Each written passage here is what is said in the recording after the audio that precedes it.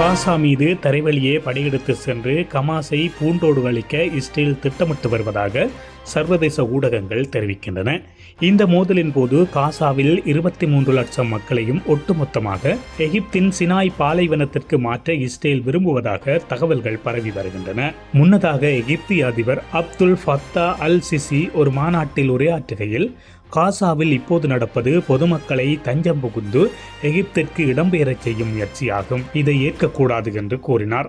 இது நடந்தால் எகிப்திய மக்கள் லட்சக்கணக்கில் வீதிக்கு வந்து எதிர்ப்பு தெரிவிக்கலாம் என்றும் அவர் எச்சரித்தார். பாலஸ்தீனர்கள் தங்கள் நிலத்தை விட்டு வெளியேறினால் அது பாலஸ்தீனர்களின் தனிநாடு நம்பிக்கையை குலைத்துவிடும் என்று எகிப்து ஏற்கனவே எச்சரித்துள்ளது.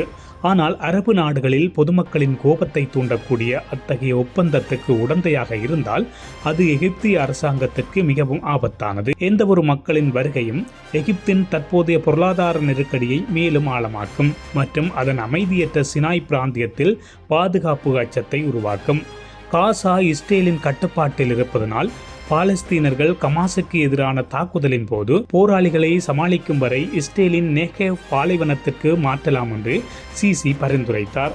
நூற்றுக்கணக்கான லொரிகள் உதவிப் பொருட்களுடன் வடக்கு சினாயில் குவிந்துள்ளன.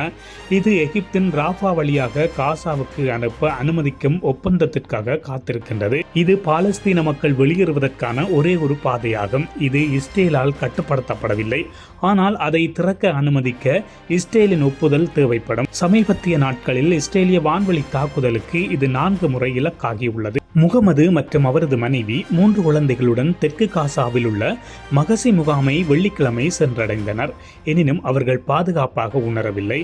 அவர் கையறு நிலையில் இருக்கின்றோம், எங்களுக்கு ஆறுதலே இல்லை என்று கூறியுள்ளார். நிலைமை மிகவும் மோசமாக இருக்கின்றது, வேறு இடத்திற்கு செல்வது கூட பாதுகாப்பானதாக இல்லை என்று அவர் கூறினார். 31 வயதான முகமது கடந்த 3 நாட்களை விவரிக்கவே முடியாது என்று கூறுகின்றார். நாங்கள் இருபுறமும், அதாவது இஸ்ரேலுக்கும் கமாஸுக்கும் பணைய கைதிகளாக உள்ளோம் என்று அவர் கூறினார். காசாவின் வடக்கு பகுதியிலிருந்து தெற்கு பகுதிக்கு எத்தனை பேர் இடம்பெயர்ந்துள்ளனர் என்பது இன்னும் தெளிவாக தெரியவில்லை. ஆனால் பிரதேசத்துக்குள் இயங்கும் ஐக்கிய நாடுகள் நிறுவன கூற்றின்படி இது ஒரு வெளியேற்றம் என்றுதான் சொல்லலாம்.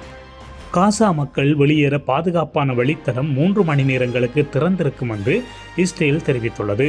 வடக்கு காசாவில் இன்னமும் இருப்பவர்கள் அவர்கள் நேரப்படி காலை 10 மணி முதல் மதியம் 1 மணிக்குள் வெளியேற வேண்டும் என்று எச்சரித்துள்ளது.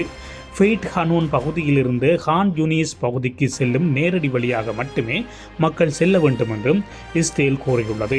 இந்த வழித்தடத்தில் தாக்குதல் நடத்தப்படாது என்றும் இஸ்ரேல் தெரிவித்துள்ளது.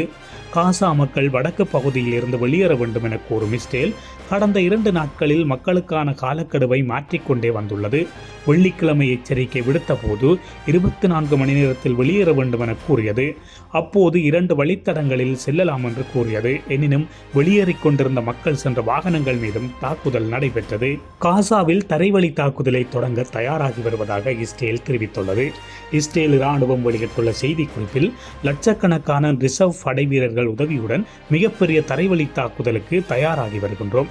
அதற்கு தேவையான அத்தியாவசியமான தளவாடங்கள் ஏற்கனவே அனுப்பி வைக்கப்பட்டு விட்டன. நாடு முழுவதும் மூலோபாய முக்கியத்துவம் வாய்ந்த இடங்களில் இராணுவத்தினர் நிறுத்தி வைக்கப்பட்டுள்ளனர் என்று கூறப்படுகின்றது.